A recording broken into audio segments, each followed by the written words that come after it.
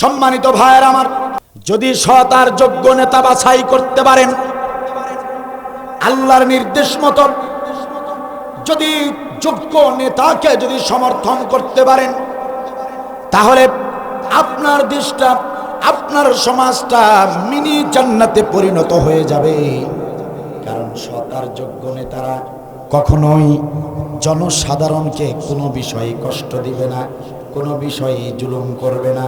সবার আগে তারা জনগণের হক আদায় করে, ঠিক কিনা বলেন?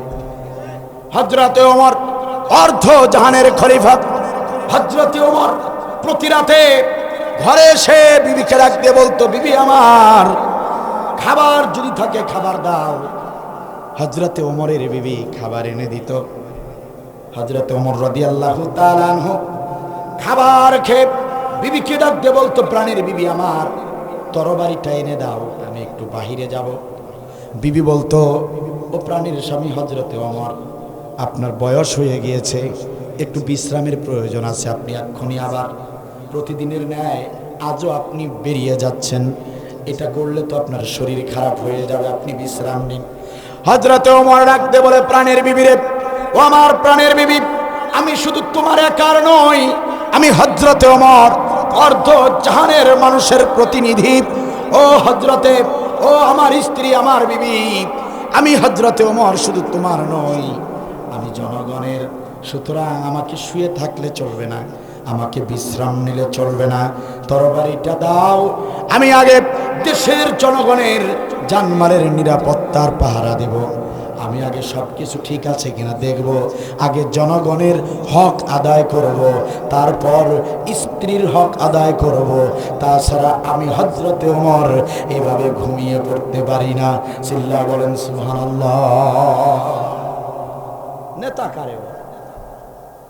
আপনি আমি আমরা ঘুমাবো, নেতা ঘুমাতে পারবে না। আমি যদি ঘুমিয়ে যাই, আর যদি কোনো মার্কেটে যদি দোকান চুরি হয়, কারো বাড়িতে যদি ছিনতাই হয়, অন্ধকার রাতে কোনো মেয়েকে যদি কোনো দুর্বৃত্তকারীরা ধর্ষণ করে, এটার দায়ভার তো আমাকেই নিতে হবে। হাসরের ময়দানে আমি প্রেসিডেন্ট, আল্লাহর সামনে জবাব দিতে পারবো না, জাহান্নামে যেতে হবে। এই ভয়ে নেতা রাতে ঘুমাবে না। নেতা কি করবে? আগে তো মোবাইল ফোন ছিল না, এখন মোবাইল ফোন আছে। এখন উমরের মতো, উমরের উত্তরসূরি নেতা যারা, তারা কি করবে? সারা রাত মোবাইল ফোনে সারা রাত যোগাযোগ করবে। র্যাব বাহিনী, পুলিশ বাহিনী, বিজিবি বাহিনী, প্রত্যেকটা সেক্টরে সেক্টরে দায়িত্বশীলদেরকে ফোন দিয়ে বলবে, তোমরা ভালো করে দায়িত্ব বন্টন করে দাও, সব জায়গায় খোঁজ খবর লাগাও, সবাই দায়িত্ব পালন করছে কিনা, এর জন্য আলাদা কমিটি গঠন করে তদন্ত করো, সব জায়গায় যেন দায়িত্ব পালন হয়, রাতের বেলা কোনো ধরনের কোনো দুর্ঘটনা যাতে না হয়।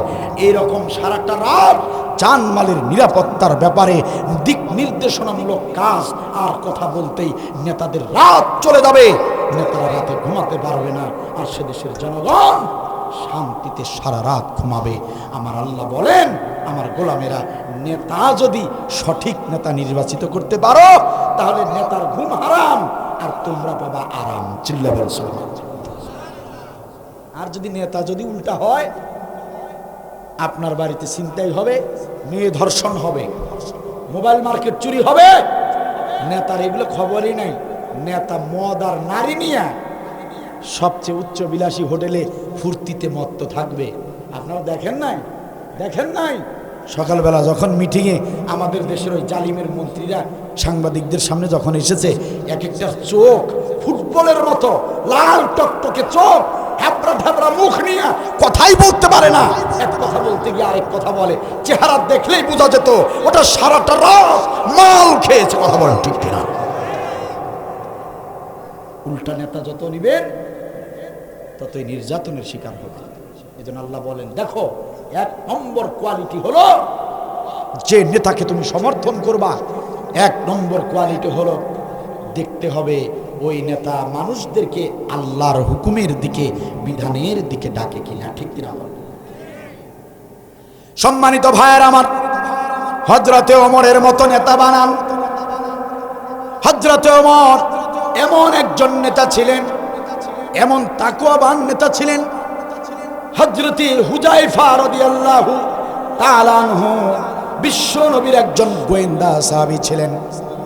বিশ্বনবী সাল্লাল্লাহু আলাইহি ওয়াসাল্লাম তিনি হযরতে হুযায়ফাকে দিয়ে বিভিন্ন গোপন বিষয়গুলো লিখে রাখতেন। হযরতে হুযায়ফা বিশ্বনবীর অনেক গোপন তথ্য জানতেন। হযরতে হুযায়ফা ছিল বিশ্বনবীর গোয়েন্দা সাহাবী।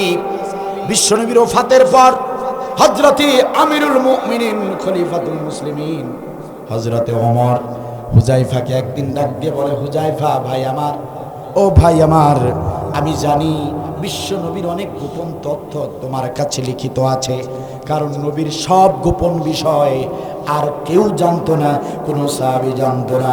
হুযায়ফা, আল্লাহ রাব্বুল আলামিন তার রাসূলকে দিয়ে তোমার কাছে গোয়েন্দাগিরি অনেক তথ্য নোট করে রেখেছে। ও প্রাণের ভাই হুযায়ফা, নবী তো বেঁচে নাই, হুযায়ফা তুমি বেঁচে আছো, তোমার কাছে বিশ্বনবী সাল্লাল্লাহু আলাইহি ওয়াসাল্লাম যত গোপন তথ্য লিখে দিয়েছে, তোমার কাছে যে তালিকাটা আছে, আমি জানি তোমার কাছে একটা মুনাফিকের তালিকাও আছে। আমি ওমর একটাবার সেই তালিকা দেখতে চাই।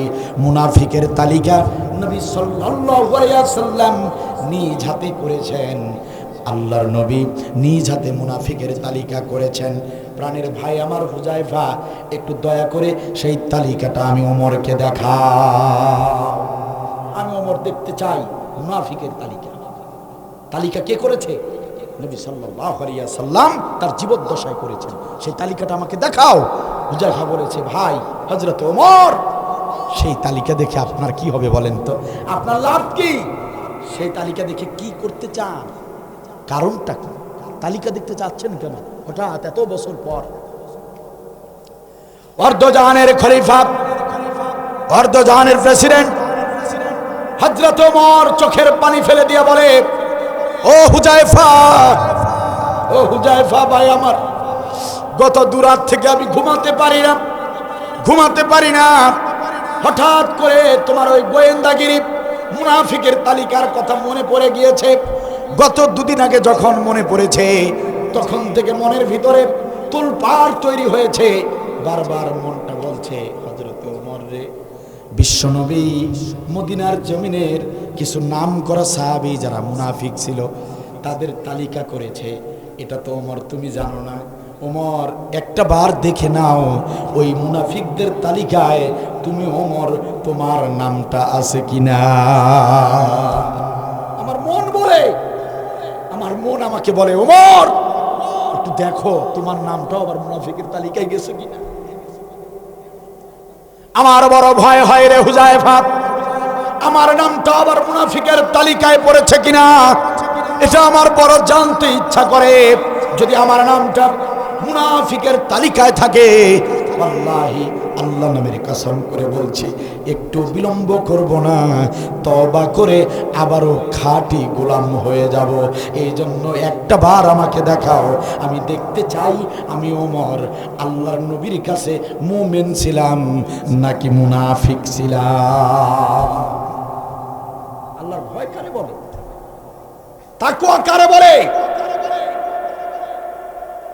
হুযায়ফা ডাক দিয়ে বলে, আমিরুল মুমিনিন, পাগল হয়ে গেলেন নাকি আপনি? আরে আপনি তো সেই ওমর, নবী বলেছেন আমার পরে কোনো নবী নাই। যদি কেউ নবী হতো সেটা হতো হযরতে ওমর। সুবহানাল্লাহ বলবেন না? ও আমিরুল মুমিনিন, পাগল হয়ে গেলেন কেন? আপনি উন্মাদ হয়ে গেছেন, কি বলছেন আপনি? হযরতে ওমর, আপনি মিছামিছি টেনশন করছেন।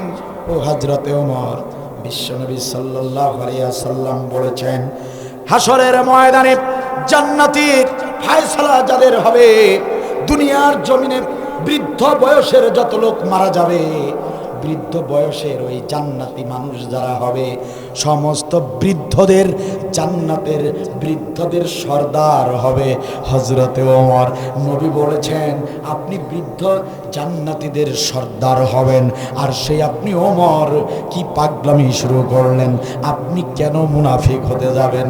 চিল্লায় বলেন সুবহানাল্লাহ। আরে আপনি তো সেই ওমর যে 10 জন সাহাবীর জান্নাতের সুসংবাদ পৃথিবীতে এসেছে, তার মধ্যে আপনি একজন। সুবহানাল্লাহ বলবেন না? হযরত ওমর, আসলে মুনাফিকদের তালিকায় আপনার নাম নাই। সুবহানাল্লাহ বলেন। নেতা কারে বলে? আর যেসব নেতা আল্লাহকে ভয় করে, যেসব নেতা মানুষদেরকে কোরআনের দিকে ডাকে, দিন কায়েমের দিকে ডাকে, সেই নেতাদের আধ্যাত্মিক ক্ষমতা, আধ্যাত্মিক শক্তি দান করেন তিনি কে? হযরত ওমরের দিকে তাকান, হযরত ওমর। আমরা আল্লাহর কাছে শুকরিয়া আদায় করছি। আমরা এখন অনেক খুশি এর জন্য যে তাকিয়ে দেখুন, তাকিয়ে দেখুন, আমার ডান পাশের দিকে তাকিয়ে দেখুন, আমার বাম পাশের দিকে তাকিয়ে দেখুন, আলেম ওলামায় ভরা, বয়োজ্যেষ্ঠ মুরব্বী, এলাকার গণ্যমান্য সম্মানিত ব্যক্তি, তারা আজকে আমাদের এই মঞ্চে আছে। ঠিক কিনা বলেন? ঠিক কিনা বলেন? সম্মানিত ভাইয়েরা, এই জন্য আল্লাহ তাআলার শানে বেশি বেশি শুকরিয়া আদায় করতে হবে। আল্লাহ তাআলার শানে সাজদায় পড়ে দুরাকাত নামাজ আদায় করে, আল্লাহ তাআলার শানে সিজদা আদায় করে শুকরিয়া আদায় করতে হবে। প্রায় 16টি বছর জালিমের শাসন থেকে, জালিমের অত্যাচার নিপীড়ন থেকে আল্লাহ তাআলা আমাদেরকে হেফাজত করেছেন। ঠিক কিনা বলে? আলোচনার শুরুতে আপনাদেরকে আহ্বান জানাতে চাই, জয়পুরহাট জেলার মুসলমানেরা, আসুন আলোচনার শুরুতে আমরা একটা সিদ্ধান্ত নেই। আসুন আলোচনার শুরুতে আমরা একটা শপথ নেই। আমরা এই বাংলার জমিন, নতুন দ্বিতীয় স্বাধীন হয় এই বাংলার জমিন এমনি এমনিতে পাইনি, বরং অসংখ্য ছাত্র জনতার জীবনের মূল্যে আমরা এই স্বাধীন করা, দ্বিতীয় স্বাধীন করা এই বাংলাদেশটা পেয়েছি। ঠিক কিনা বলেন? যারা রক্ত দিয়েছে, যারা জীবন দিয়েছে, তারা পৃথিবীতে নাই। তারা এই দেশটাকে জালিমের হাত থেকে রক্ষা করে আমাদের হাতে তুলে দিয়েছেন। ঠিক কিনা বল? সুতরাং তাদের স্বপ্ন বাস্তবায়ন করা আমাদের জন্য এটা দায়িত্ব। ঠিক কিনা বল? এজন্য আসুন শপথ নেই, কোরআন আমাদের সামনে রয়েছে, আসুন সিদ্ধান্ত নিয়ে বাড়িতে ফিরি। এই বাংলার জমিন থেকে জালিমরা পালিয়েছে ঠিক, কিন্তু জালিমদের ষড়যন্ত্র এখনো বন্ধ হয় নাই। এই জন্য আমাদেরকে সিদ্ধান্ত নিতে হবে। প্রিয় মুসলমান ভাইয়েরা, আসুন আমরা শপথ নেই, এই বাংলার জমিনে দ্বিতীয় নতুন স্বাধীন হয় বাংলাদেশে আবার যদি কোনো জালিমদের ষড়যন্ত্র শুরু হয়, ওই জালিম বাজরা বাংলার জমিনে যদি আবারও কখনো মাথা উঁচু করে দাঁড়াতে চায়, আমরা আবু সাইদের মতো রাজপথে গিয়ে বুকের বোতাম খুলে দিয়ে বন্দুকের নলের সামনে দাঁড়াবো। আমরা রক্ত দিব, আমরা জীবন দিব, কিন্তু এই বাংলার জমিনে আর কোন জালিমকে আশ্রয় প্রশ্রয় দিব না। কারা কারা রাজি আছো? দুহাত তুলে আল্লাহকে দেখাও।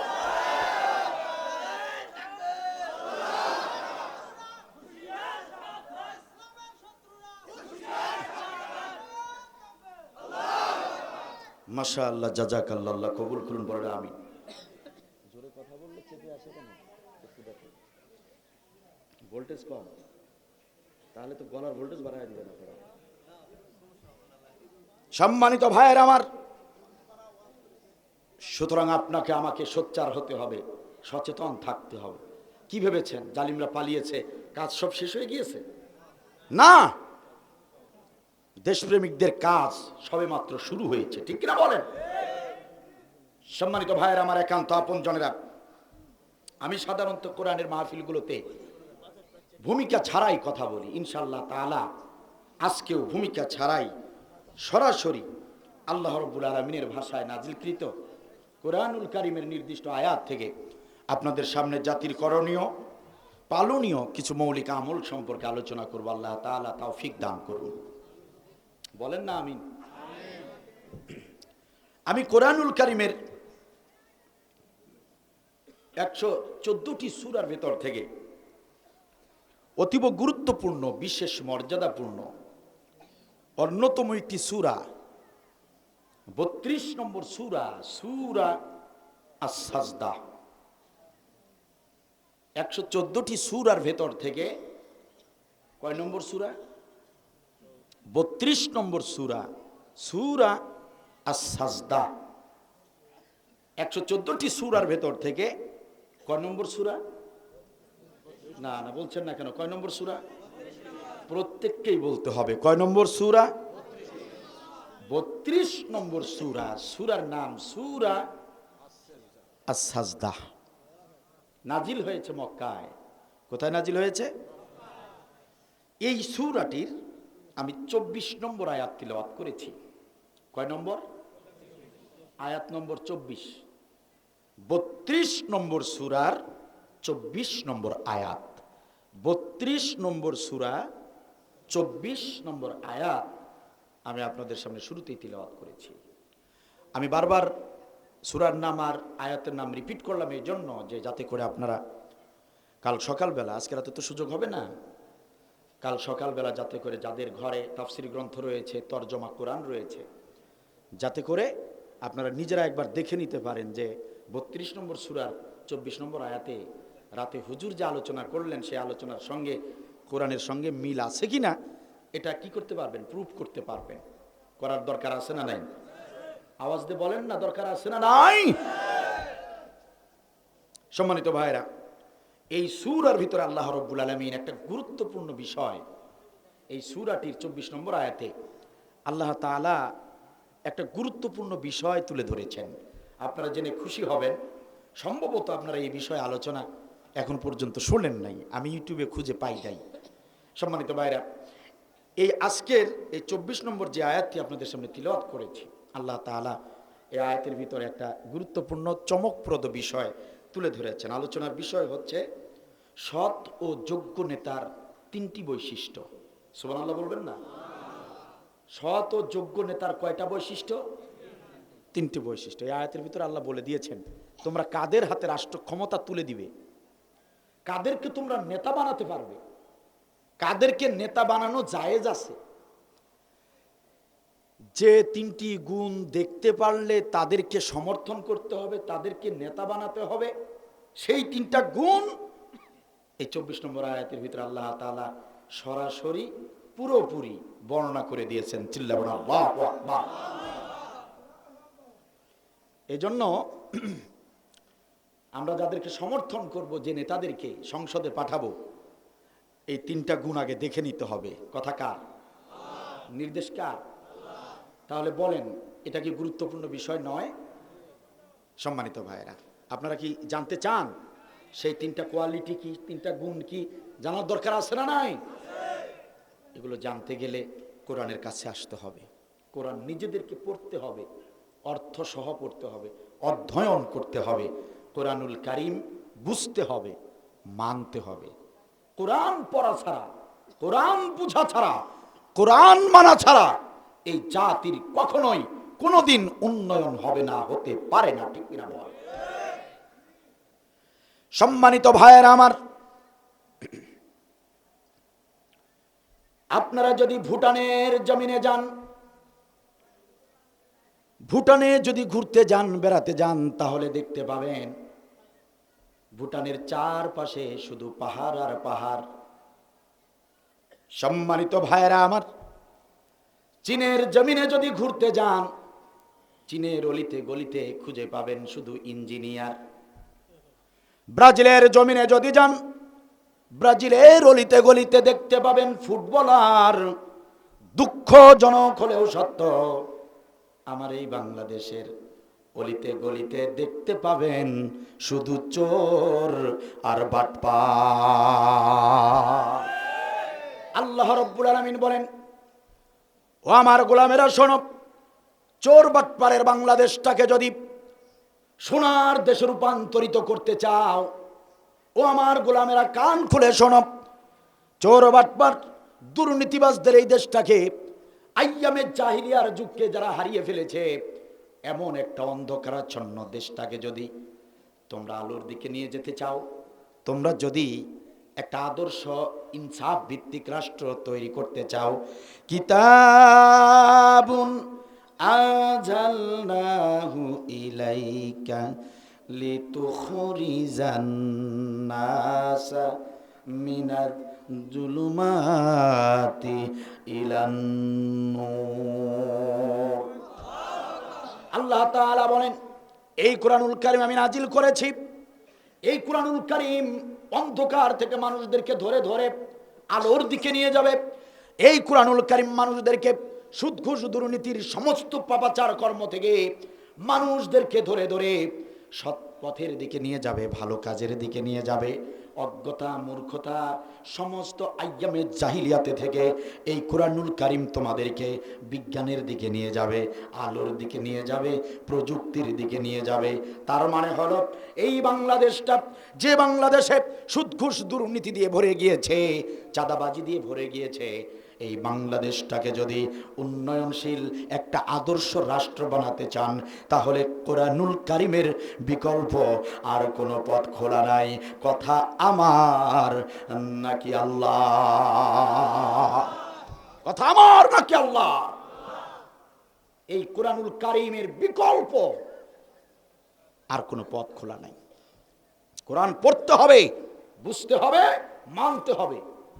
শুধু বছরে দুই একটা ওয়াজ মাহফিল শুনলে ভাবছেন আপনার কাজ শেষ, আপনার দায়িত্ব শেষ। আপনি বোকার স্বর্গে বাস করছেন, আপনি বোকার স্বর্গে বাস করছেন। নিজেদেরকে কোরআন পড়তে হবে, বুঝতে হবে। সব ফরজের আগের ফরজ কোরআন জানা, কোরআন মানা। আগে জানা, কোরআনটা বুঝতে হবে, জানতে হবে। আমি যে সূরাটি আপনাদের সামনে, যে সূরা থেকে আলোচনা করছি, সূরাটির নাম যেন কি? সবাই বলেন নাই, কি যেন নাম? আস-সাজদা। সাজদা, সাজদা কত গুরুত্বপূর্ণ সূরা। সাজদা মানে কি? আমরা যেটাকে কি বলি? সিজদা। সাজদা মানে হচ্ছে আরাধনা করা, বরত্ব, নিজের শ্রেষ্ঠত্ব, নিজের অহংকার চুরমার করে দিয়ে মহান মালিকের কুদরতি কদমে মাথা নত করে দিয়ে গোলামির প্রমাণ দেবার নাম হচ্ছে সাজদা। চিল্লাবেন আল্লাহু আকবার। দেখেন না, আমরা যখন নামাজে দাঁড়াই, আল্লাহু আকবার বলে যখন হাত বাঁধি, তাহরিমা পড়ে যখন আমরা তাকবীরে তাহরিমা পড়ে যখন আমরা হাত বাঁধি, হাত বাঁধার পর মাথাটা কিরকম? এরকম থাকে? মাথাটা কেমন রাখেন? নিচের দিকে, এভাবে নিচের দিকে তাকিয়ে আছি। এমন ভাবে হাত বেঁধে আর এমন ভাবে মাথা নিচের দিকে রাখি যে আপনি যদি সেটা যদি ক্যামেরায় বন্দি করেন, ছবি তুলে যদি আপনি ভালো করে দেখেন, দেখবেন যে এখানে স্পষ্ট বোঝা যাচ্ছে কোনো এক গোলাম তার মালিকের সামনে আসামি হয়ে এভাবে দাঁড়িয়ে আছে। ঠিক কিনা বল? পৃথিবীতে এই কোরআনুল কারীমের যত আমল এসেছে, যত ইবাদত এসেছে, যত আমলের নির্দেশ এসেছে কোরআনুল কারীমে, সাজদার চেয়ে গোলামির উৎকৃষ্ট উদাহরণ আর কোনো আমলের ভিতরে নাই। সবচেয়ে গোলামির সর্বোৎকৃষ্ট উদাহরণ হচ্ছে সাজদায় গিয়ে আল্লাহ রাব্বুল আলামিনের আরাধনা করা, উপাসনা করা। চিল্লাবেন আল্লাহু আকবার। একদিন হযরতে জিবরিল আমিন আল্লাহ তাআলাকে জিজ্ঞেস করলেন, ইয়া রব্বাল আলামিন, আমার জানতে ইচ্ছা করে যে কোন কাজটা করলে আপনি আল্লাহ সবচেয়ে বেশি খুশি হন। আমার কথা কি বোঝা যায়? জিবরিল আমিন আল্লাহর সম্মানিত একজন ফেরেশতা, তিনি আল্লাহকে বললেন, আপনি বলুন যে কোন কাজটা করলে, কোন আমলটা করলে আপনি সবচেয়ে বেশি খুশি হন। আল্লাহ রাব্বুল আলামিন বললেন, জিবরিল আমিন, আমার গোলামেরা যখন আমার কুদরতি কদমে সাজদায় পড়ে যায়, সবচেয়ে আমি তখন বেশি খুশি হয়ে যাই। এই কথা জিবরিল আমিন শোনার সঙ্গে সঙ্গে জিবরিল আমিন সাজদায় পড়ে গেলেন। আল্লাহর কাছ থেকে যখনই শুনলেন যে সাজদায় পড়লে আল্লাহ সবচেয়ে বেশি খুশি, শোনার সঙ্গে সঙ্গে জিবরিল আমিন আল্লাহ তাআলার কুদরতি কদমে সাজদায় পড়ে গেলেন। মুহাদ্দিসরা লিখেছেন, হযরতে জিবরিল আমিন সাজদায় পড়ে রইলেন, মাথা আর উঠান না। 1 বছর নয়, 2 বছর নয়, 3 বছর নয়, 1000 বছর নয়, 2000 বছর নয়, 3000 বছর নয়। মুহাদ্দিসরা বলেন হযরতে জিবরিল আমিন আল্লাহ তাআলার কুদরতি কদমে 30 লক্ষ বছর সাজদায় পড়ে রইলেন। কয় বছর? 30 লক্ষ বছর সাজদায় পড়ে রইলেন। 30 লক্ষ বছর পরে হযরতে জিবরিল আমিন মাথা উঠালেন, আল্লাহ রব্বুল আলামিনকে ডাক দিয়ে বললেন, রব্বুল আলামিন 100-200 বছর নয়, 1000-2000 বছর নয়, রব্বুল আলামিন 30 লক্ষ বছর ধরে আপনাকে আমি সাজদা দিলাম। আপনার যত মাখলুক রয়েছে কোন মাখলুক এরকম লম্বা সাজদা আপনাকে দিতে পারে নাই, কিয়ামত পর্যন্ত কেউ দিতেও পারবে না। কারণ আপনার পৃথিবীর মাখলুকেরা এত লম্বা হায়াত তো পাবে না। তার মানে হলো আমি জিবরিল আমিন যত বড় লম্বা সাজদা দিয়েছি, এরকম সাজদা কিয়ামত পর্যন্ত আর কেউ দিতে পারবে না। তাহলে বোঝা গেল আমি জিবরিল আমিন আপনাকে সবচেয়ে বেশি খুশি করেছি, কারণ সাজদায় পড়লে আপনি সবচেয়ে বেশি খুশি হয়ে যান। আর আমি জিবরিল আমিন আপনাকে 30 লক্ষ বছরের একটা সাজদা দিয়েছি। স্পষ্ট বোঝা যায় আপনি আল্লাহ সবচেয়ে আমি জিবরিল আমিনের উপর বেশি খুশি হয়েছে। ঠিক কিনা বলো? তাহলে বোঝা গেল যে জিবরিল আমিন আল্লাহ তাআলাকে সবচেয়ে বেশি খুশি করেছেন, কারণ এত লম্বা সাজদা আর কখনো কেউ দিতে পারে নাই, পারবেও না। ঠিক কিনা বলেন? আল্লাহ রাব্বুল আলামিন বললেন, জিবরিল আমিন, জিবরিল আমিন শোনো, তুমি যেটা বলছো সেটা সঠিক নয়, তোমার ধারণা সঠিক নয়। ও জিবরিল আমিন, 30 লক্ষ বছর ধরে আমার কুদরতি কদমে সাজদা করেছো বলে ভেবো না আমি আল্লাহ সবচেয়ে বেশি খুশি হয়েছি। বরং জিবরিল আমিন শোনো, আমার পৃথিবীর গোলামেরা সারাদিন ব্যস্ততার সঙ্গে থাকার পরে বিভিন্ন কাজকর্ম করা অবস্থায় পৃথিবীর জমিনের ওই গোলামেরা যখন মুয়াজ্জিনের কণ্ঠে হাইয়া আলাস সালাত হাইয়া আলাল ফালাহ, মুয়াজ্জিনরা যখন আহ্বান জানায়, আমার যে গোলামেরা হাতের সমস্ত কাজ ফেলে দিয়া শত ব্যস্ততাকে উপেক্ষা করে আমার গোলামেরা যখন মসজিদে ঢুকে যায়, মসজিদে ঢুকে আমার কুদরতি কদমে যখন সাজদায় পড়ে যায়, প্রথম রাকাতের প্রথম সাজদায় গিয়ে জিবরিল আমিন শোনো, প্রথম রাকাতের প্রথম সাজদায় পড়ে আমার ওই গোলাম প্রথমবার একবার যখন তাসবিহ পড়ে সুবহানা রাব্বিয়াল আলা, একবার তাসবিহ পড়ার সঙ্গে সঙ্গে আমি আল্লাহ রাব্বুল আলামিন যতটা খুশি হয়ে যাই, জিবরিল আমিন 30 লক্ষ বছর সাজদা করেও তুমি আমাকে ততটা খুশি করতে পারো না। সুবহানাল্লাহ। আসতে হবে না জোরে হবে? তোমার 30 লক্ষ বছরের সাজদা আর আমার পৃথিবীর ওই গোলামেরা, যে গোলামেরা সারাদিন কাজ নিয়ে, ব্যবসা নিয়ে, চাকুরি নিয়ে ব্যস্ত থাকে, আজান হয়ে গেলে ওয়াক্ত মতো সলাতে দাঁড়িয়ে যায়, সাজদায় পড়ে, একটা সাজদা দিলেই আমি আল্লাহ যে খুশি হই, তুমি জিবরিল আমিন 30 লক্ষ বছর সাজদায় পড়লেও ততটা খুশি হই না। কথা আমার নাকি আল্লাহর?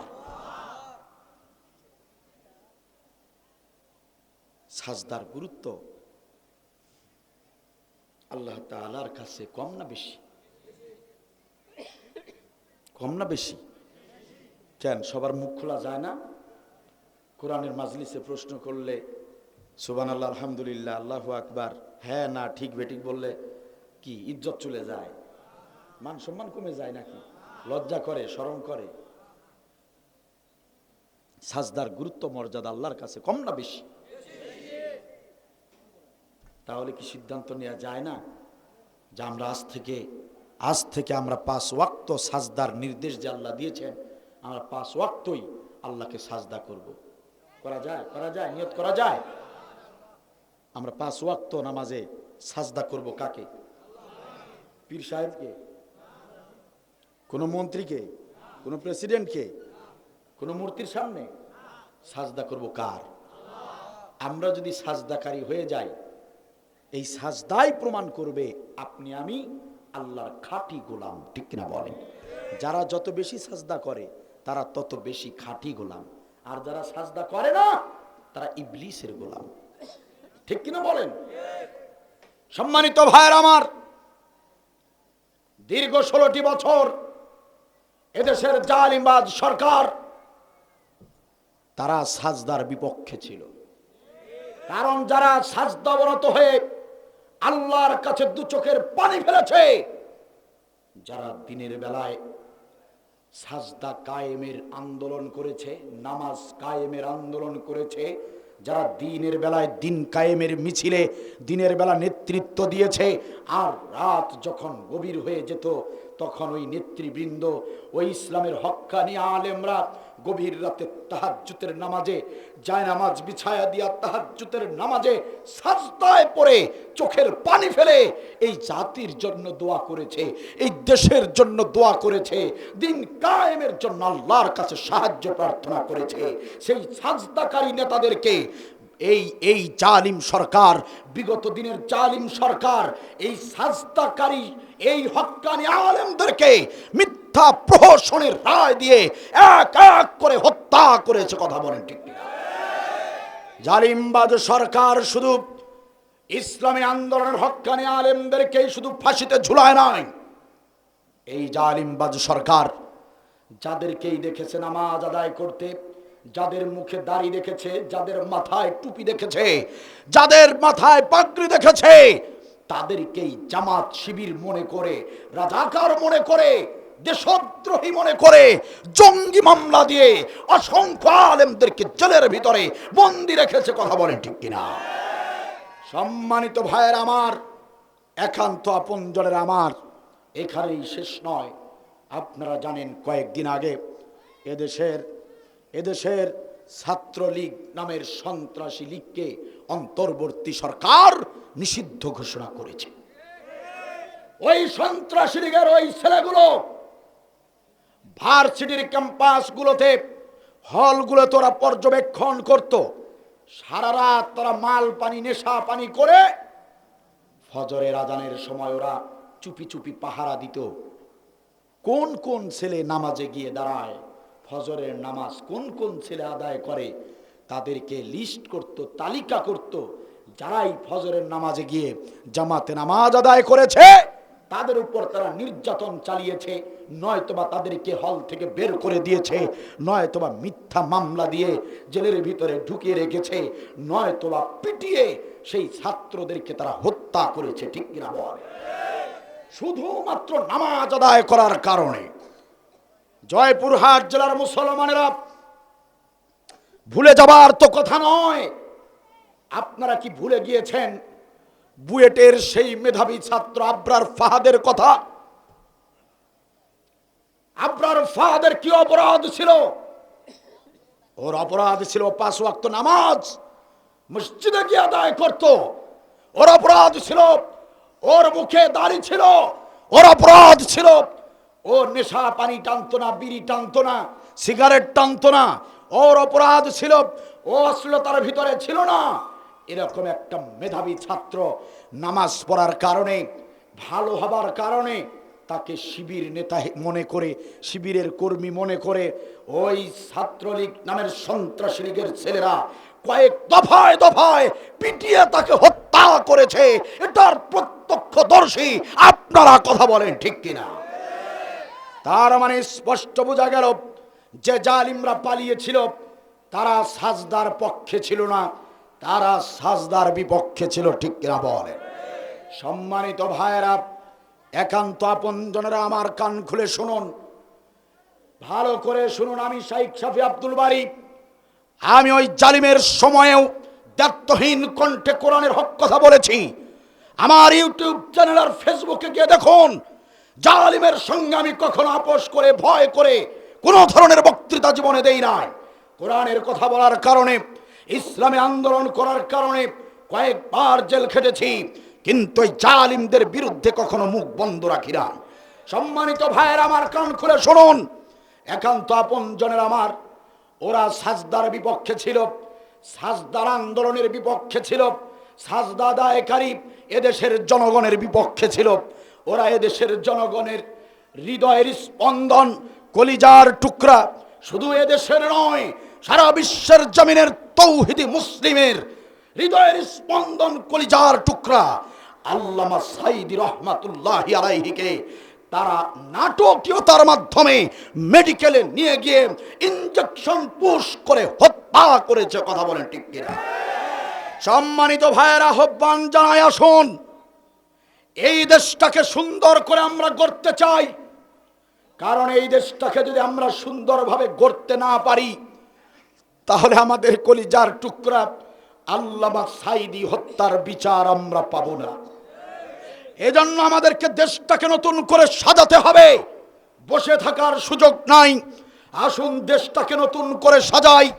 এদেশে আমরা আল্লামা সাঈদী হত্যার বিচার করব। সম্মানিত ভাইয়েরা আমার, আল্লামা সাঈদী হত্যার বিচার এদেশে করতেই হবে। যে সুমন ব্যারিস্টার গ্রেপ্তার হয়েছে সাঈদীর হত্যা মামলায় জড়িত, ওই সুমন ব্যারিস্টার যেন কিছুতেই জামিন না পায়, এ ব্যাপারে সবাইকে সজাগ থাকতে হবে। সম্মানিত ভাইয়েরা আমার, ডাক্তার জামানের তত্ত্বাবধানে আল্লামা সাঈদীকে রাখা হয়েছিল মেডিকেলে। ওই ডাক্তার জামান এদেশ থেকে যেন পালাতে না পারে, এ ব্যাপারে আমাদেরকে সজাগ থাকতে হবে। সম্মানিত ভাইয়েরা, আমরা দ্ব্যর্থহীন ভাষায় আমরা অন্তর্বর্তী সরকারকে জানাতে চাই, আল্লামা সাঈদী হত্যার বিচার অনতিবিলম্বে শুরু করা হোক। আল্লামা সাঈদী হত্যার বিচার না হওয়া পর্যন্ত আমরা মুসলমানেরা রাজপথ থেকে সরে গিয়ে বাড়িতে ঘুমাবো না। আল্লামা সাঈদীর বিচার না হওয়া পর্যন্ত আমরা রাজপথে থাকবো। প্রয়োজনে রংপুরের আবু সাঈদের মতো মুগ্ধের মতো করে আবারও রক্ত ঝরাবো, তবু এদেশে আল্লামা সাঈদী হত্যার বিচার আমরা করবই করবই। একমত যারা যারা দুহাত তুলে আল্লাহকে দেখা।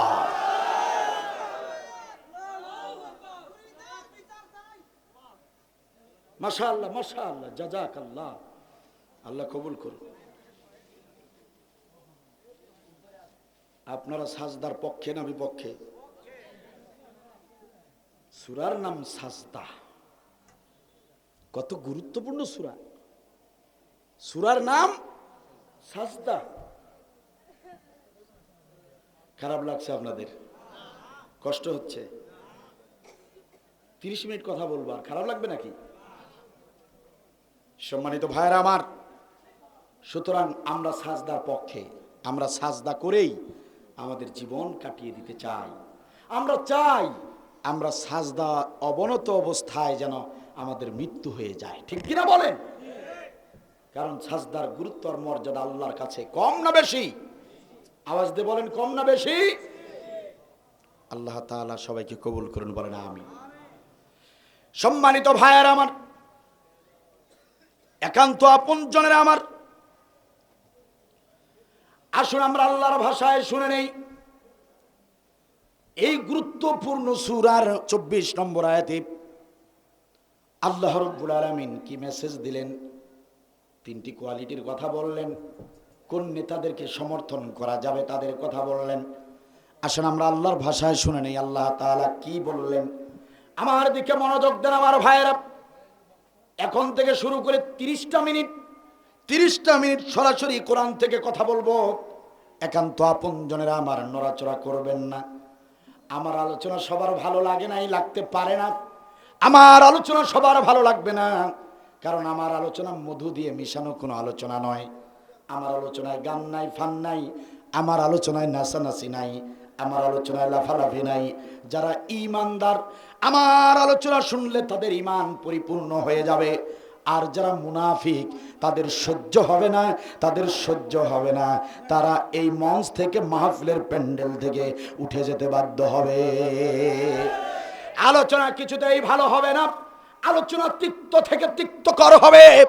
আলোচনা বড় কঠিন থেকে কঠিনতর হবে। সম্মানিত ভাইয়েরা আমার, আমরা এখানে বিনোদনের জন্য আসি নাই।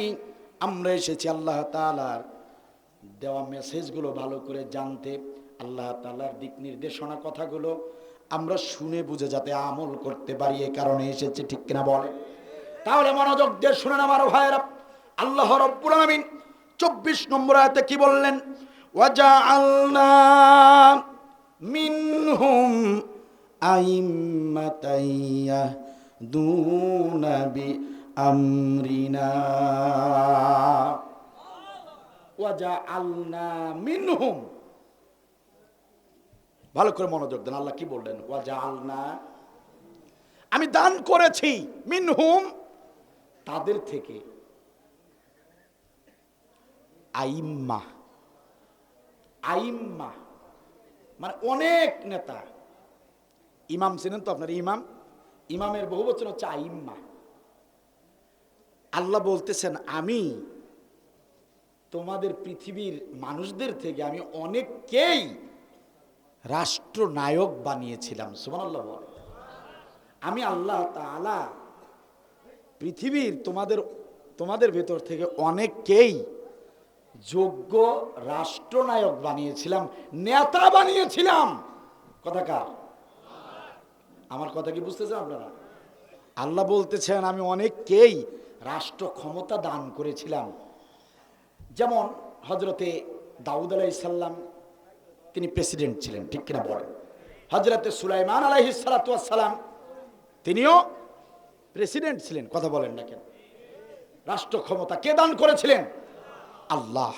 হযরতে মূসা আলাইহিস সালাম, হযরতে ইউসুফ আলাইহিস সালাম, হযরতে ইব্রাহিম আলাইহিস সালাম, হযরতে বিশ্বনবী মুহাম্মদুর রাসূলুল্লাহ সাল্লাল্লাহু আলাইহি ওয়াসাল্লাম, তিনিও মদিনার রাষ্ট্রপতি ছিলেন। হযরতে আবু বকর, হযরতে ওমর, হযরতে উসমান, হযরতে আলী, ইনারা সবাই সৎ ও যোগ্য রাষ্ট্রনায়ক ছিলেন, ঠিক কিনা বলেন? আল্লাহ তাআলা বলতেছেন গোলামেরা শোনো। কি কোনো সমস্যা? এত ডিস্টার্ব কেন আপনাদের? এত গোলযোগ কেন বলেন তো দেখি? খারাপ লাগছে আপনাদের? আল্লাহ তাআলা বলতেছেন যে এরকম ইউসুফের মতো, মুসার মতো, সুলাইমানের মতো, দাউদের মতো এই লোকগুলোকে আমি আল্লাহ রাষ্ট্র ক্ষমতা দান করেছিলাম। সুবহানাল্লাহ বলেন। তোমরা জেনে রাখো আমি যে লোকগুলোকে রাষ্ট্র ক্ষমতা দিয়েছিলাম, এই যে সুলাইমান নবী, ইউসুফ নবী, মুহাম্মদ সাল্লাল্লাহু আলাইহি ওয়াসাল্লাম নবী, ইনাদেরকে আমি আল্লাহ যে রাষ্ট্র ক্ষমতা দিয়েছিলাম, যাদেরকে নেতা বানিয়েছিলাম, তাদের ছিল 3টা গুণ। চিল্লায় বলেন সুবহানাল্লাহ। কথা কে বলছেন? আল্লাহ বলতেছেন তাদের গুণগুলো শোনো।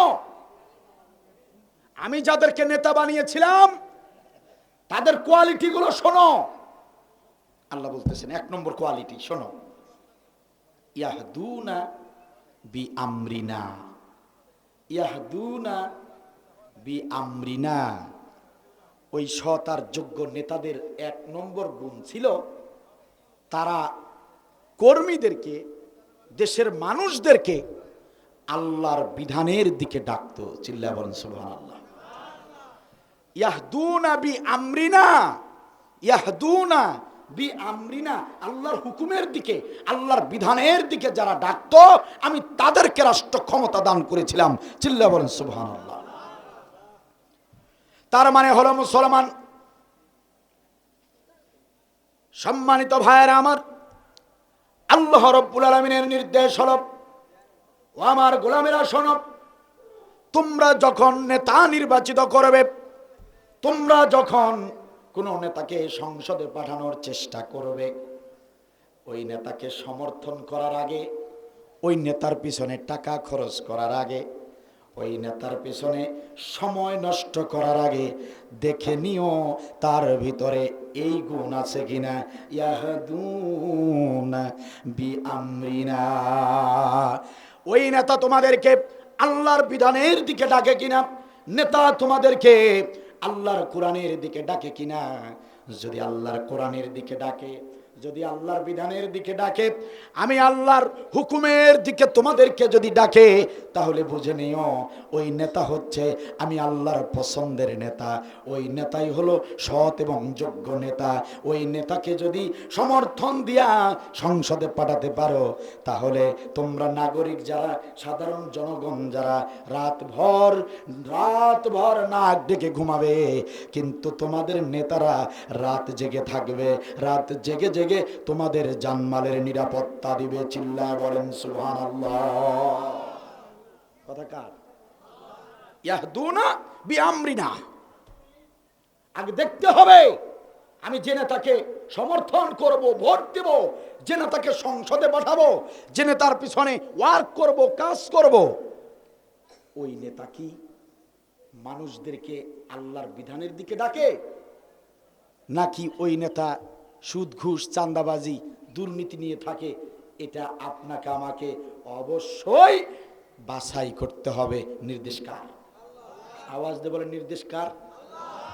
সম্মানিত ভাইয়ের আমার, একান্ত আপনজনের আমার, যদি সৎ আর যোগ্য নেতা বাছাই করতে পারেন, আল্লাহর নির্দেশ মতো যদি যোগ্য নেতাকে যদি সমর্থন করতে পারেন, তাহলে আপনার দেশটা, আপনার সমাজটা মিনি জান্নাতে পরিণত হয়ে যাবে।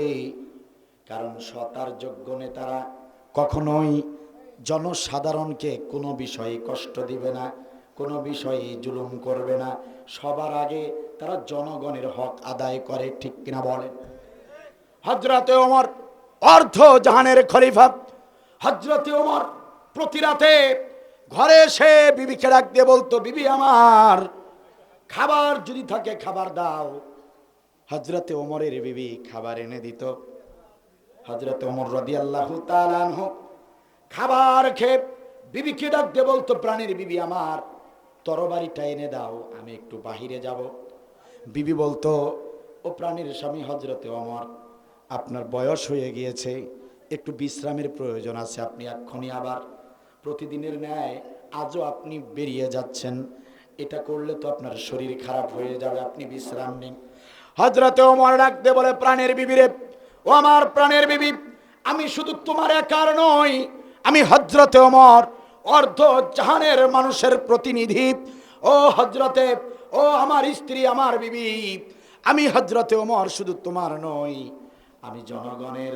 সুতরাং আমাকে শুয়ে থাকলে চলবে না, আমাকে বিশ্রাম নিলে চলবে না, তরবারিটা দাও, আমি আগে দেশের জনগণের জানমালের নিরাপত্তার পাহারা দেব। আমি আগে সবকিছু ঠিক আছে কিনা দেখব, আগে জনগণের হক আদায় করব, তারপর স্ত্রীর হক আদায় করব। তাছাড়া আমি হযরতে ওমর এভাবে ঘুমিয়ে পড়তে পারি না। চিল্লা বলেন সুবহানাল্লাহ। নেতা কারে? আপনি আমি আমরা ঘুমাবো, নেতা ঘুমাতে পারবে না। আমি যদি ঘুমিয়ে যাই, আর যদি কোনো মার্কেটে যদি দোকান চুরি হয়, কারো বাড়িতে যদি ছিনতাই হয়, অন্ধকার রাতে কোনো মেয়েকে যদি কোনো দুর্বৃত্তকারীরা ধর্ষণ করে, এটার দায়ভার তো আমাকেই নিতে হবে। হাসরের ময়দানে আমি প্রেসিডেন্ট, আল্লাহর সামনে জবাব দিতে পারবো না, জাহান্নামে যেতে হবে। এই ভয়ে নেতা রাতে ঘুমাবে না। নেতা কি করবে? আগে তো মোবাইল ফোন ছিল না, এখন মোবাইল ফোন আছে। এখন ওমরের মতো, ওমরের উত্তরসূরি নেতা যারা, তারা কি করবে? সারা রাত মোবাইল ফোনে সারা রাত যোগাযোগ করবে। র্যাব বাহিনী, পুলিশ বাহিনী, বিজিবি বাহিনী, প্রত্যেকটা সেক্টরে সেক্টরে দায়িত্বশীলদেরকে ফোন দিয়ে বলবে, তোমরা ভালো করে দায়িত্ব বন্টন করে দাও, সব জায়গায় খোঁজ খবর লাগাও, সবাই দায়িত্ব পালন করছে কিনা, এর জন্য আলাদা কমিটি গঠন করে তদন্ত করো, সব জায়গায় যেন দায়িত্ব পালন হয়, রাতের বেলা কোনো ধরনের কোনো দুর্ঘটনা যাতে না হয়। এইরকম সারাটা রাত জানমালের নিরাপত্তার ব্যাপারে দিক নির্দেশনামূলক কাজ আর কথা বলতেই নেতাদের রাত চলে যাবে। নেতারা রাতে ঘুমাতে পারবে না, আর সে দেশের জনগণ শান্তিতে সারা রাত ঘুমাবে।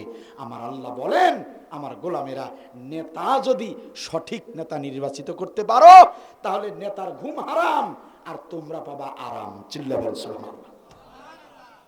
আর যদি নেতা যদি উল্টা হয়, আপনার বাড়িতে ছিনতাই হবে, মেয়ে ধর্ষণ হবে, মোবাইল মার্কেট চুরি হবে, নেতার এগুলো খবরই নাই।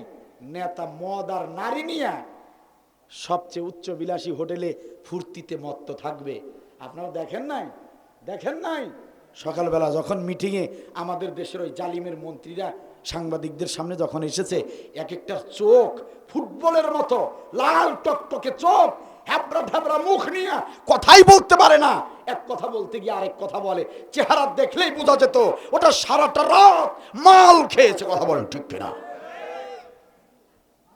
উল্টা নেতা যত নিবেন ততই নির্যাতনের শিকার হবে। এজন্য আল্লাহ বলেন, দেখো 1 নম্বর কোয়ালিটি হলো যে নেতাকে তুমি সমর্থন করবা, 1 নম্বর কোয়ালিটি হলো দেখতে হবে ওই নেতা মানুষদেরকে আল্লাহর হুকুমের দিকে, বিধানের দিকে ডাকে কিনা। ঠিক কিনা বল? সম্মানিত ভাইয়ের আমার, হযরতে ওমরের মতো নেতা বানান। হযরতে ওমর এমন একজন নেতা ছিলেন, এমন তাকওয়াবান নেতা ছিলেন। হযরতে হুযায়ফা রাদিয়াল্লাহু তাআলা আনহু বিশ্ব নবীর একজন গোয়েন্দা সাহাবী ছিলেন। বিশ্ব নবী সাল্লাল্লাহু আলাইহি ওয়াসাল্লাম তিনি হযরতে হুযায়ফাকে দিয়ে বিভিন্ন গোপন বিষয়গুলো লিখে রাখতেন। হযরতে হুযায়ফা বিশ্ব নবীর অনেক গোপন তথ্য জানতেন। হযরতে হুযায়ফা ছিল বিশ্ব নবীর গোয়েন্দা সাহাবী। বিশ্ব নবীর ওফাতের পর হযরতে আমিরুল মুমিনিন খলিফাতুল মুসলিমিন হযরতে ওমর হুযায়ফাকে একদিন ডাক দিয়ে বলে, হুযায়ফা ভাই আমার, ও ভাই আমার, আমি জানি বিশ্ব নবীর অনেক গোপন তথ্য তোমার কাছে লিখিত আছে, কারণ নবীর সব গোপন বিষয় আর কেউ জানতো না, কোনো সাহাবী জানতো না। হুযায়ফা, আল্লাহ রাব্বুল আলামিন তার রাসূলকে দিয়ে তোমার কাছে গোয়েন্দাগিরি অনেক তথ্য নোট করে রেখেছে। ও প্রাণের ভাই হুযায়ফা, নবী তো বেঁচে নাই, হুযায়ফা তুমি বেঁচে আছো, তোমার কাছে বিশ্বনবী সাল্লাল্লাহু আলাইহি ওয়াসাল্লাম যত গোপন তথ্য লিখে দিয়েছে, তোমার কাছে যে তালিকাটা আছে, আমি জানি তোমার কাছে একটা মুনাফিকের তালিকাও আছে। আমি ওমর একটাবার সেই তালিকা দেখতে চাই। মুনাফিকের তালিকা নবী সাল্লাল্লাহু আলাইহি ওয়াসাল্লাম নিজ হাতে করেছেন। আল্লাহর নবী নিজ হাতে মুনাফিকের তালিকা করেছেন। প্রাণের ভাই আমার হুযায়ফা, একটু দয়া করে সেই তালিকাটা আমি ওমরকে দেখাও। আমি ওমর দেখতে চাই মুনাফিকের তালিকা। তালিকা কে করেছে? নবী সাল্লাল্লাহু আলাইহি ওয়াসাল্লাম তার জীবদ্দশায় করেছেন। সেই তালিকাটা আমাকে দেখাও। হুযায়ফা বলেছে, ভাই হযরত ওমর, সেই তালিকা দেখে আপনার কি হবে বলেন তো? আপনার লাভ কি? সেই তালিকা দেখে কি করতে চান? কারণটা কি? তালিকা দেখতে চাচ্ছেন কেন হঠাৎ এত বছর পর? অর্ধজাহানের খলিফা, অর্ধজাহানের প্রেসিডেন্ট হযরত ওমর চোখের পানি ফেলে দিয়া বলে, ও হুযায়ফা, ও হুযায়ফা ভাই আমার, গত দুরাত থেকে আমি ঘুমাতে পারি না। হঠাৎ করে তোমার ওই গোয়েন্দাগিরি মুনাফিকের তালিকার কথা মনে পড়ে গিয়েছে। গত দুদিন আগে যখন মনে পড়েছে, তখন থেকে মনের ভিতরে তোলপাড় তৈরি হয়েছে। বারবার মনটা বলছে, হযরতে ওমর রে, বিশ্বনবী মদিনার জমিনের কিছু নাম করা সাহাবী যারা মুনাফিক ছিল তাদের তালিকা করেছে, এটা তো ওমর তুমি জানো না। ওমর একটা বার দেখে নাও ওই মুনাফিকদের তালিকায় তুমি ওমর তোমার নামটা আছে কিনা। আমার মন বলে, আমার মন আমাকে বলে, ওমর একটু দেখো তোমার নামটাও আবার মুনাফিকের তালিকায় গেছে কিনা। আমার বড় ভয় হয় রে হুযায়ফা, আমার নামটা আবার মুনাফিকের তালিকায় পড়েছে কিনা, এটা আমার বড় জানতে ইচ্ছা করে। যদি আমার নামটা মুনাফিকের তালিকায় থাকে, ওয়াল্লাহি আল্লাহ নামের কসম করে বলছি, একটু বিলম্ব করব না, তওবা করে আবারও খাঁটি গোলাম হয়ে যাব। এই জন্য একটা বার আমাকে দেখাও, আমি দেখতে চাই আমি ওমর আল্লাহর নবীর কাছে মুমিন ছিলাম নাকি মুনাফিক ছিলাম। আল্লাহর ভয় কারে বলে? তাকওয়া কারে বলে? হুযায়ফা ডাক দিয়ে বলে, আমিরুল মুমিনিন, পাগল হয়ে গেলেন নাকি আপনি? আরে আপনি তো সেই ওমর, নবী বলেছেন আমার পরে কোনো নবী নাই। যদি কেউ নবী হতো সেটা হতো হযরতে ওমর। সুবহানাল্লাহ বলবেন না? ও আমিরুল মুমিনিন, পাগল হয়ে গেলেন কেন? আপনি উন্মাদ হয়ে গেছেন, কি বলছেন আপনি? হযরতে ওমর, আপনি মিছামিছি টেনশন করছেন। ও হযরতে ওমর, বিশ্বনবী সাল্লাল্লাহু আলাইহি ওয়াসাল্লাম বলেছেন, হাসরের ময়দানে জান্নাতের ফয়সালা যাদের হবে, দুনিয়ার জমিনে বৃদ্ধ বয়সের যত লোক মারা যাবে, বৃদ্ধ বয়সের ওই জান্নাতি মানুষ যারা হবে, সমস্ত বৃদ্ধদের জান্নাতের বৃদ্ধদের সর্দার হবে হযরতে ওমর। নবী বলেছেন আপনি বৃদ্ধ জান্নাতীদের সর্দার হবেন। আর সেই আপনি ওমর কি পাগলামি শুরু করলেন? আপনি কেন মুনাফিক হতে যাবেন?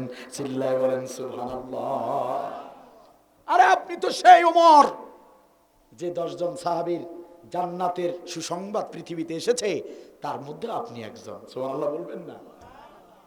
হযরত ওমর, আসলে মুনাফিকদের তালিকায় আপনার নাম নাই। সুবহানাল্লাহ বলেন। নেতা কারে বলে? আর যেসব নেতা আল্লাহকে ভয় করে, যেসব নেতা মানুষদেরকে কোরআনের দিকে ডাকে, দিন কায়েমের দিকে ডাকে, সেই নেতাদের আধ্যাত্মিক ক্ষমতা, আধ্যাত্মিক শক্তি দান করেন তিনি কে? হযরত ওমরের দিকে তাকান। হযরত ওমর জুমার নামাজে খুতবা দিচ্ছেন। জুমার নামাজে প্রেসিডেন্ট ওমর খুতবা দিচ্ছেন। খুতবা দিচ্ছেন এমন সময় হঠাৎ করে তিনি অপ্রাসঙ্গিকভাবে চিৎকার করে বলতে শুরু করলেন, ইয়া সারিয়াতাল জাবাল, ইয়া সারিয়াতাল জাবাল। মুসল্লিরা চমকে উঠল। হযরত ওমর কি বলছে এগুলো? যাও পাহাড়ে ওঠো, পাহাড়ে ওঠো। এই কথা হযরত ওমর কেন বলছেন? বক্তব্য হচ্ছে কি আর উনি বলতেছে কি? কথা বুঝেন নাই? আমি আপনাদের সামনে যে আলোচনা করছি, এর মধ্যে যদি হঠাৎ করে অন্য এক কথা বলে ফেলি চিৎকার করে, আপনারা বলবেন হুজুরের কি হইল? মুসল্লিরা, নামাজের মুসল্লিরা, তারা বলল কি ব্যাপার? খুতবার প্রসঙ্গ বাদ দিয়ে হঠাৎ করে হযরত ওমর ইয়া সারিয়াতাল জাবাল বলে চিৎকার করলো। কারণটা কি? মুসল্লিরা কিছুই বললেন না। খুতবা শেষ হয়ে গেল, নামাজ হয়ে গেল।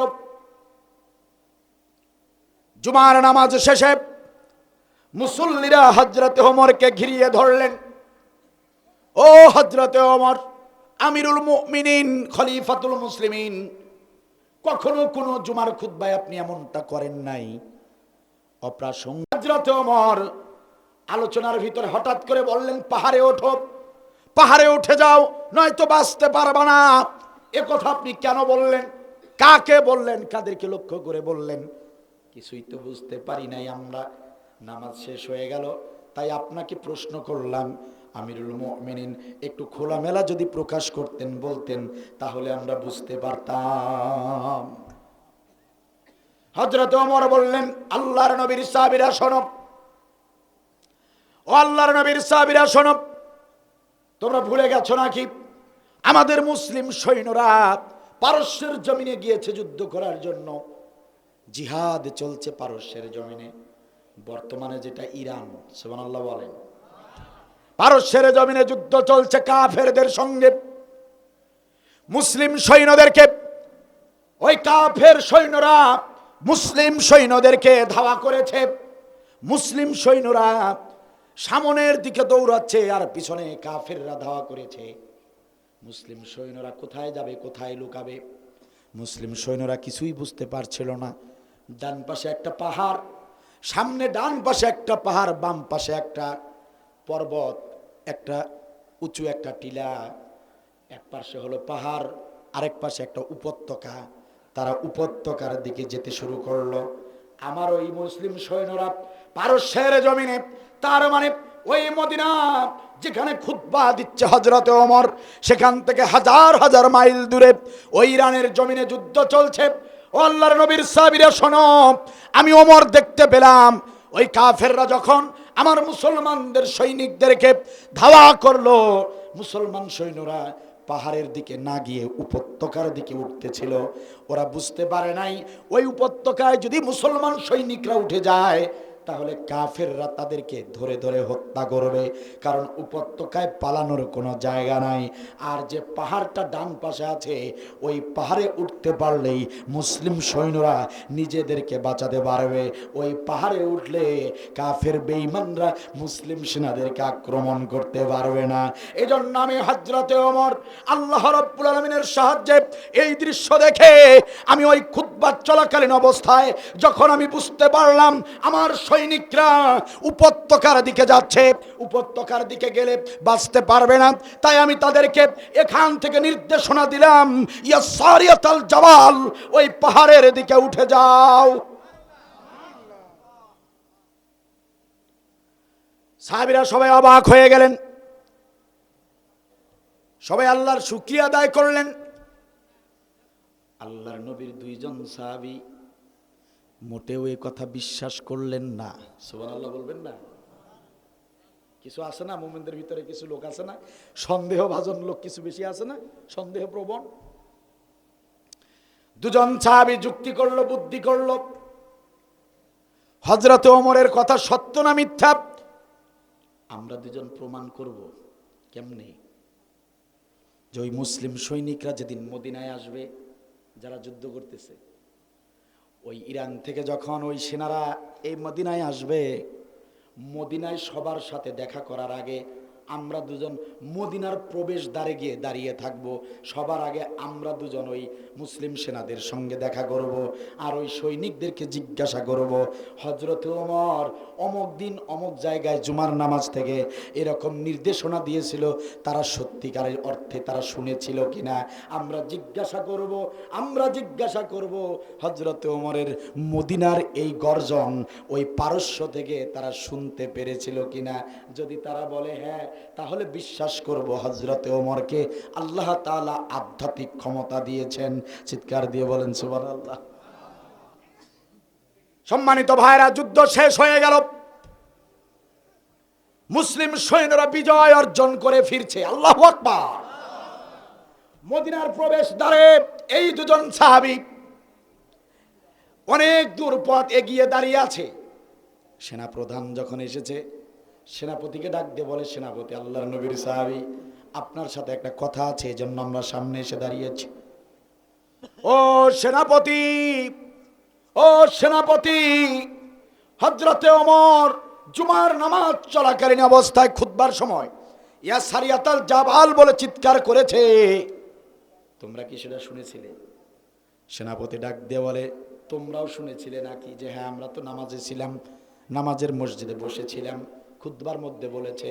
ডাক দিয়ে বলে, আল্লাহর নবীর সাহাবীরা, আল্লাহর নবীর সাহাবীরা, আল্লাহ নামের সত্তার কসম করে বলছি, সেদিন যদি হযরতে ওমর ইয়া সারিয়াতাল জাবাল বলে চিৎকার না করত, তার এই নির্দেশনা যদি আমরা শুনতে না পেতাম, তাহলে আমরা এই বিজয় নিয়ে মদিনায় ফিরতে পারতাম না। হযরত ওমর যদি সেদিন আমাদেরকে এই নির্দেশনা না দিত, আমরা উপত্যকায় উঠতাম, আর উপত্যকায় উঠলে আমাদেরকে কতল করে তারা বিজয় অর্জন করে ফেলতো। আজকে যে বিজয় ছিনিয়ে এনেছি, এটা কখনো সম্ভব হতো না। সুবহানাল্লাহ। আধ্যাত্মিক যোগ্যতা, ক্ষমতা, শক্তি কে দিয়েছেন? আওয়াজ দিয়ে বলেন, কে দিয়েছেন? যখন কোনো ব্যক্তি ইলম, আমল আর তাকওয়া এক হয়ে যায়, আল্লাহ রাব্বুল আলামিন তাকে আধ্যাত্মিক কিছু ক্ষমতা দিয়ে দেন। চিল্লাবাদ সুবহানাল্লাহ। আরে আমাদের দেশে একজন ছিলেন, আধ্যাত্মিক শক্তির অধিকারী একজন ছিলেন আমাদের দেশে,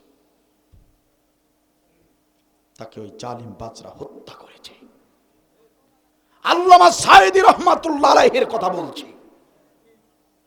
তিনি একজন আধ্যাত্মিক শক্তির একজন নেতা ছিলেন। তার বক্তব্যগুলো শুনে দেখুন, অল্প কিছুদিন আগের বক্তব্য এখন হারে হারে একদম মিলে যাচ্ছে। কথা বলেন ঠিক কিনা? সে বলেছিল, কথা আজ আমাকে বলতেই হবে, আর কখনো কথা বলতে পারবো কিনা সেটা বলতে পারছি না, সেটা জানি না। সত্যি তিনি আর কথা বলতে পারলেন না। তিনি বলছিলেন, বাংলার ভাগ্যাকাশে উত্তর গগনে কালো মেঘ জমেছে।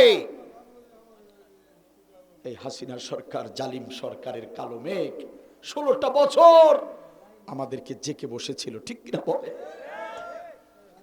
তিনি বলেছিলেন, বেশি লাফায়ও না, 12 কোটির মুসলমান গাছের গোড়ায় একটা ঝাঁকি দিব, হিন্দুস্তান মামুর বাড়ি পালাতে গিয়া তাল পাবা না। বলছিল মিলে গেল। তিনি বলেছিলেন, এমন একটা সময় আসবে, এমন ইঁদুরের গর্ত খুঁজে পাবা না। তিনি যা যা বলেছিলেন অল্প কিছুদিন আগের কথাগুলো সবগুলো মিলে যাচ্ছে, স্পষ্ট প্রমাণ হয় আল্লাহ রাব্বুল আলামিন তাকে ইলম, আমল আর তাকওয়ার বদৌলতে কিছু আধ্যাত্মিক ক্ষমতা দান করেছিলেন।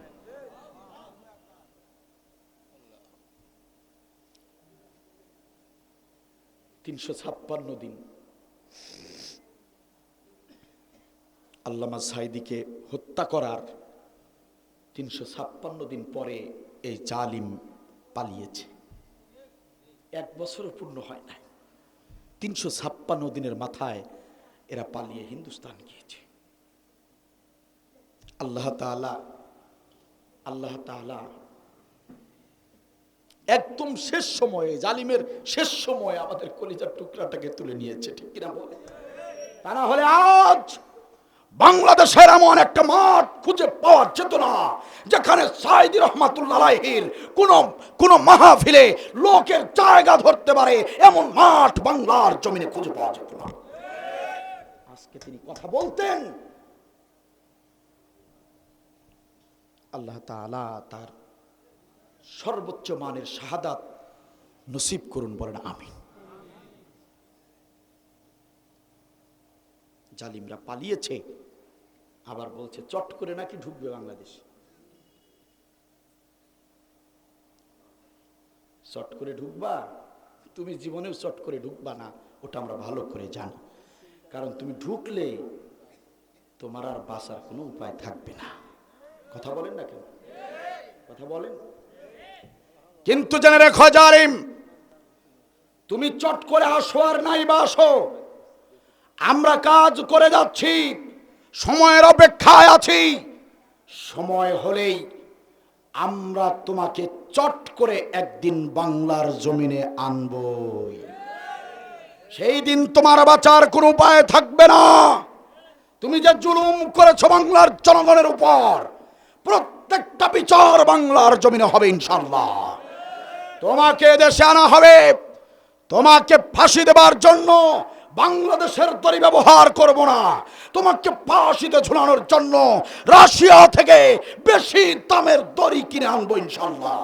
তোমাকে একবার ঝুলানো হবে না, তোমাকে 100 বার ফাঁসিতে ঝুলানো হবে। সংসদ ভবনের সামনে দিবালোকে তোমাকে ফাঁসিতে ঝুলানো হবে। কারা কারা রাজি আছো? দুহাত তুলে আল্লাহকে আরেকবার দেখাও।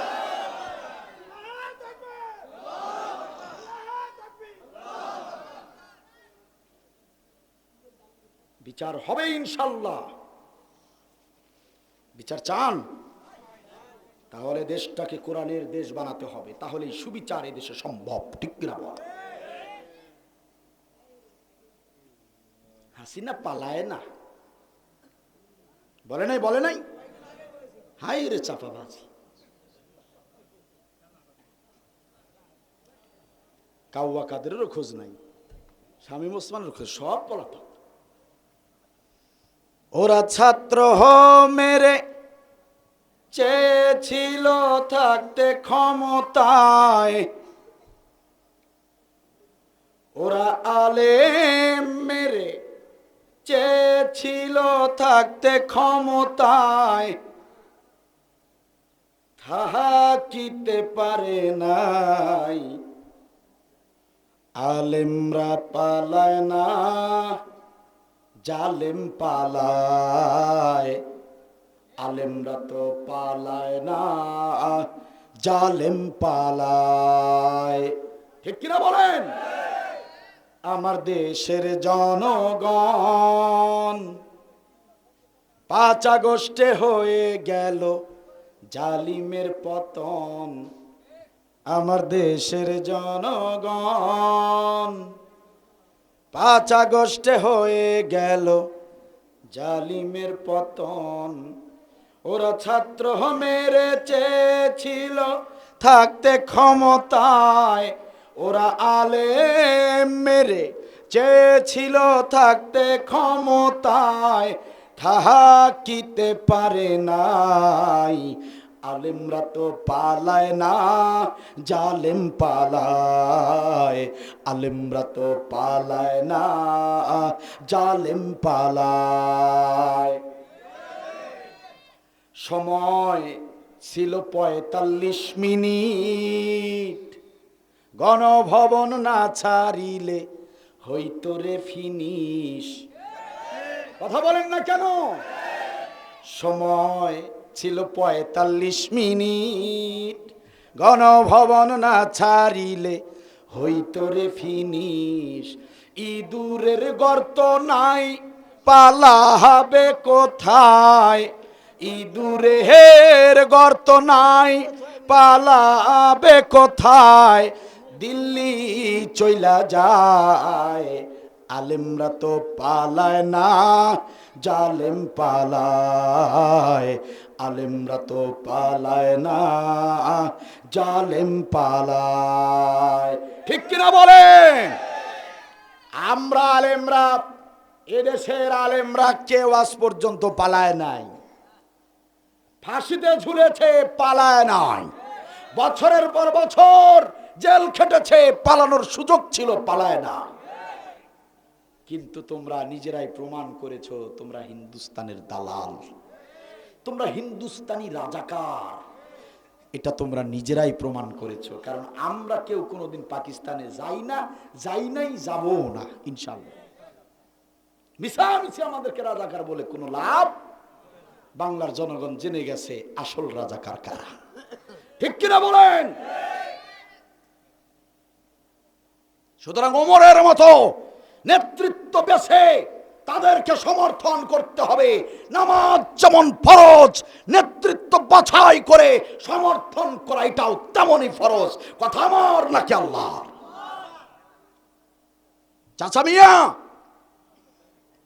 নামাজ পড়ে পড়ে কালো দাগ ফেলেছেন কপালে, বছরে বছরে উমরা করেন, এত পরহেজগার আপনি, কিন্তু নির্বাচনের সময় আপনি আল্লাহর কোরআন মানেন না, রসুলের হাদিস মানেন না।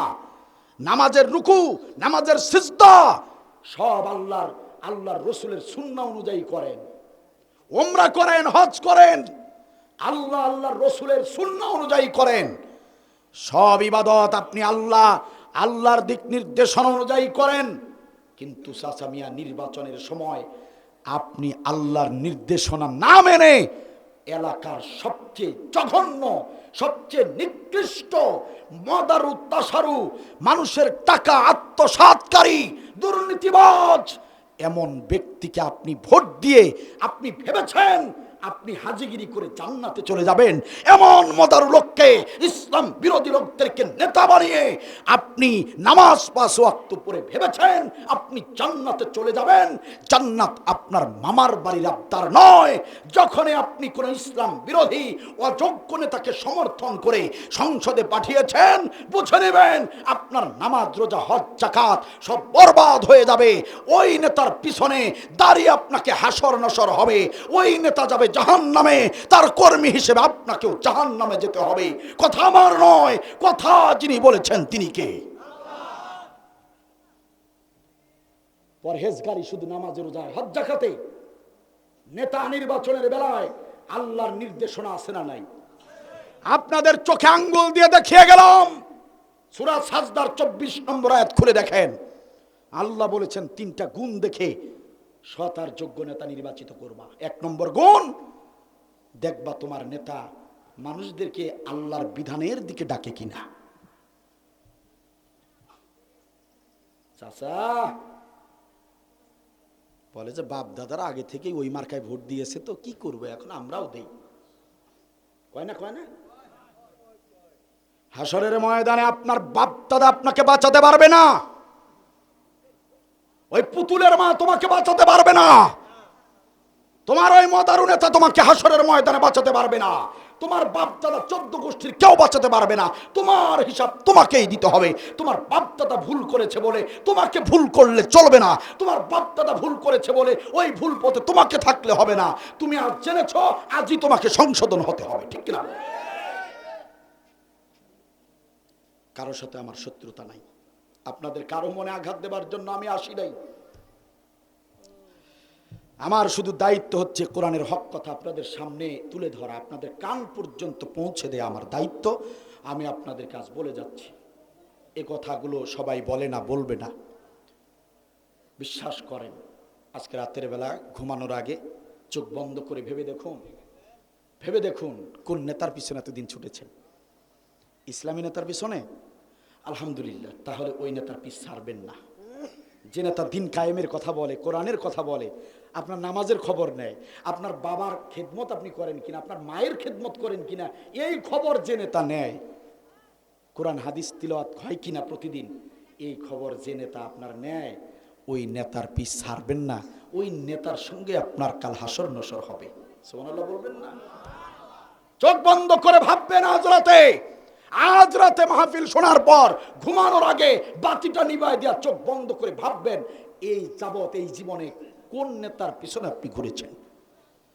চোখ বন্ধ করে যদি ভাবেন, যদি দেখেন যে আপনার নেতাগুলো ইসলামী নেতা ছিল না, এগুলো ছিল বিড়িখোর, গাঞ্জাখোর, মদারু, নেশারু, নারী ধর্ষণকারী, চাঁদাবাজি করেছে, চাঁদাবাজ, দুর্নীতিবাজ, এরকম নেতার পিছনে ছিলেন, এটা যদি আপনার বিবেক বলে, আপনাকে যদি স্মরণ করিয়ে দেয় যে তোমার নেতারা ইসলামী নেতা নয়, তাহলে রাতে ঘুমানোর আগেই তওবা করুন।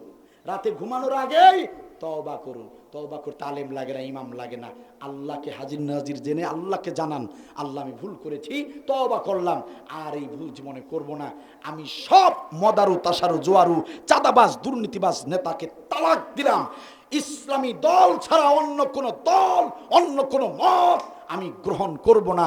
সব তালাক দিয়া একমাত্র শুধুমাত্র আল্লাহর রসুলের নির্দেশনা অনুযায়ী যারা দল করে, যারা ইসলামী নেতা, আমি তাদের হয়ে কাজ করব।